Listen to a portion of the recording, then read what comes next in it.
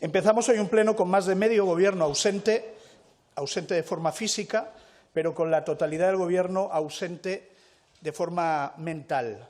Ya no hay nadie en el gobierno pensando en gobernar, ya no hay nadie en el gobierno pensando en gestionar.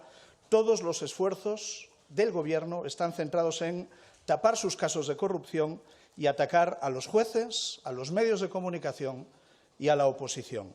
Ayer mismo el ministro Óscar Puente se dedicaba a desarrollar su teoría de que hay jueces que conspiran contra el Gobierno en nuestro país.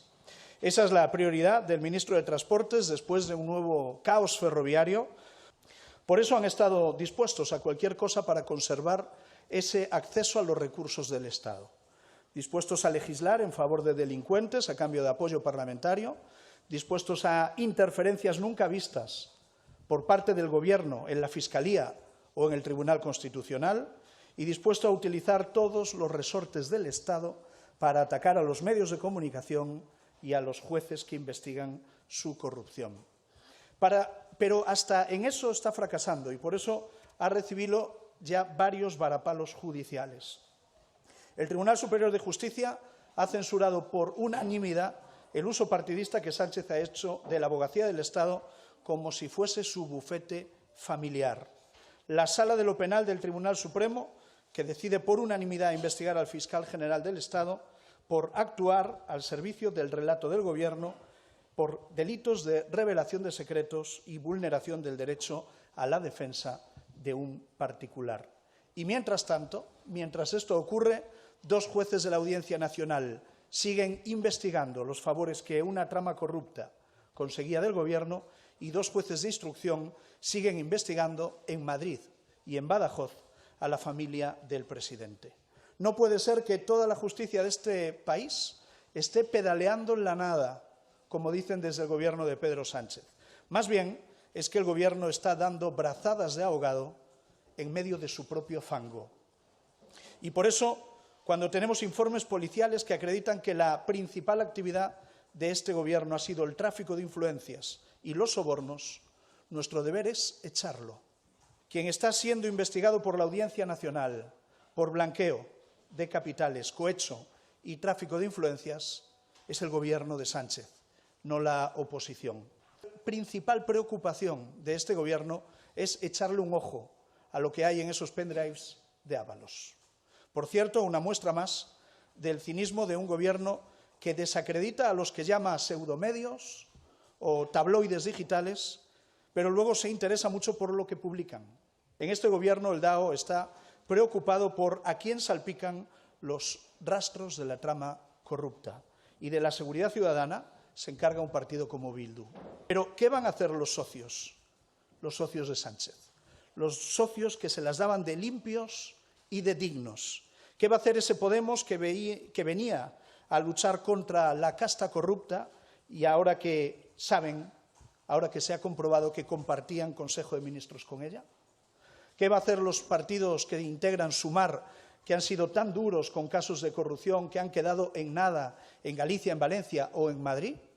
¿Qué va a hacer ahora todos los nacionalistas que apoyaron la moción de censura a Rajoy por hechos que no habían sucedido dentro del Gobierno de Rajoy, ahora que sí que están delante de un Gobierno que ha tenido corrupción en sus propios ministerios? Podremos verlo en este pleno cuando llegue el momento de votar. Pero yo quiero dejar algo claro. Este Gobierno está podrido y quien no se aparta se pringa.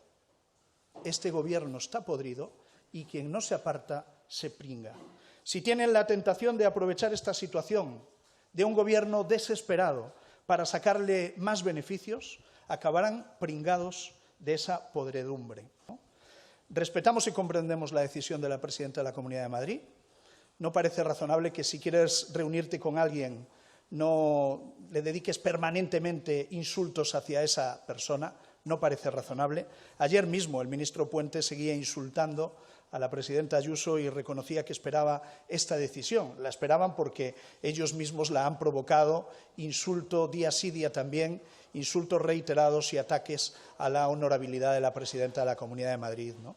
Y con respecto a la tramitación de esa ley, con esa enmienda trampa introducida, yo creo que está todo dicho. Ha quedado claro, además, la premeditación, nocturnidad y alevosía con lo que ha actuado el Gobierno socialista en la tramitación de esa ley, y si extraigo alguna conclusión es que nosotros tenemos que ser más desconfiados del Gobierno de Sánchez y de sus socios de lo que ya éramos.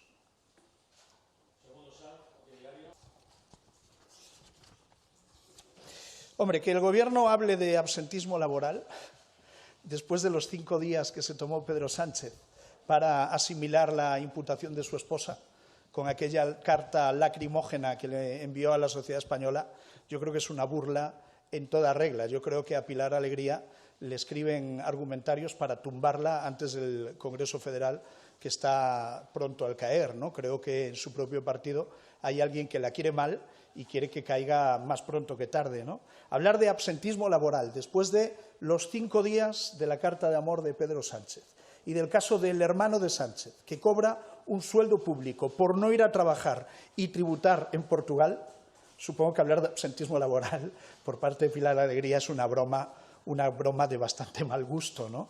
Creo que, desde luego, el equipo de guionistas de Moncloa ya está noqueado, ya no saben cómo salir al paso día a día a lo que ocurre, han quedado secos después de la docuserie sobre Sánchez y creo que le están fallando. O bien el equipo de guionistas falla, o bien se quieren cargar a Pilar Alegría y le están poniendo papeles para que los lea, para que se meta en atolladeros de difícil salida, ¿no? Con respecto a Radio Televisión Española, bueno, teniendo en cuenta la política del Gobierno con respecto a la toma de las instituciones, pues todo parece indicar que van a por una más y que lo que quieren es el control absoluto de Radio Televisión Española a través de ese decreto, ¿no? Desde luego que se quieran elegir 11 consejeros desde el Congreso y 4 en el Senado, no parece muy buen comienzo. Creo que es evidente que no pinta bien y que las intenciones son las que nos tememos, el control absoluto de Radio Televisión Española, por si no era suficiente el que ya tenían hasta ahora. La realidad es que Sánchez ha tratado de tomar y de ocupar todas las instituciones del Estado y ponerlas al servicio de su partido y al servicio de su persona. La lista es inagotable. CIS, Radio Televisión Española, Agencia EFE, Tribunal Constitucional, Fiscalía General del Estado, Abogacía del Estado, Correos, el Congreso de los Diputados a través de su presidencia, Banco de España, Consejo de Estado, INE, Tribunal de Cuentas, el CNI, Renfe, AENA, Defensor del Pueblo, CNMV, CNMC, y podría seguir, pero me eternizaría y el señor Patxi López no podría dar hoy su rueda de prensa desde esta tribuna. Parece que ahora le toca a la televisión pública de nuestro país, la televisión pública de todos los españoles, y desde luego tenemos un Gobierno que dice que va a regenerar los medios y lo primero que hace es controlar el ente público de la televisión española. Eso es censura y eso es control de medios públicos. Y desde luego no van a contar con la colaboración del primer partido de España. Surrealista que el Gobierno que más difama, el Gobierno que más insulta, se querelle contra el Partido Popular porque queremos que se investigue la corrupción. Ellos se querellan contra jueces que investigan la corrupción.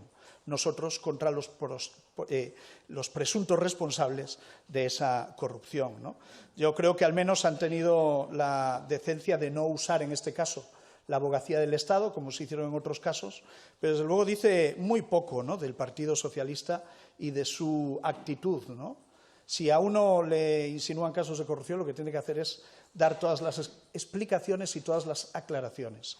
Y, sin embargo, en nuestro país tenemos un Gobierno que está a la fuga, que desaparece, que evita el control parlamentario, evita someterse a las preguntas de los medios de comunicación y que se querella contra los jueces que les investigan. Bueno, pues me parece que, desde luego, la actitud del Partido Socialista es bastante lamentable. La pregunta, insisto en la respuesta, respetamos y comprendemos la decisión de la presidenta de la Comunidad de Madrid. Es víctima de un ataque permanente del presidente del Gobierno y de todos sus ministros. Y, desde luego, no parece que la intención de Sánchez de reunirse con ella sea muy real cuando fue víctima, pocas horas antes de esa convocatoria, de esa reunión, de insultos por boca del propio presidente, ¿no? Si Sánchez pretende que la relación con la Comunidad de Madrid sea de lealtad institucional y de normalidad, insultar a su presidenta y tacharla de delincuente y de las cosas que le ha achacado no parece la vía más razonable. Por lo tanto, insisto, desde el PP entendemos la decisión de la presidenta Ayuso. Sánchez vive obsesionado con Ayuso y en sus críticas hay mucho de machismo, y lamentamos profundamente la actitud del presidente del Gobierno y de todos sus ministros con respecto a la presidenta de la Comunidad de Madrid. Sí, portavoz, rápidamente. Quería preguntarle qué le parece que el Gobierno califique ahora de inaceptable que un presidente autonómico no acuda a una cita con el presidente del Gobierno, cuando fue el propio Sánchez quien plantó a Rajoy en 2016 sin dar ninguna explicación, y si cree que el Gobierno está siendo coherente y justo con ustedes. Muchas gracias. Bueno, yo creo que el Gobierno está muy solo y se siente tan solo y abandonado que necesitaba fotos con los presidentes de las comunidades autónomas. Esa es la realidad. Y Sánchez quería una foto con la presidenta Ayuso y le ha perdido la boca, porque desde luego el que ha ofendido es el presidente Sánchez, y creo que la respuesta de la presidenta Ayuso es fácilmente comprensible por parte de todo el mundo, ¿no? Muchas gracias.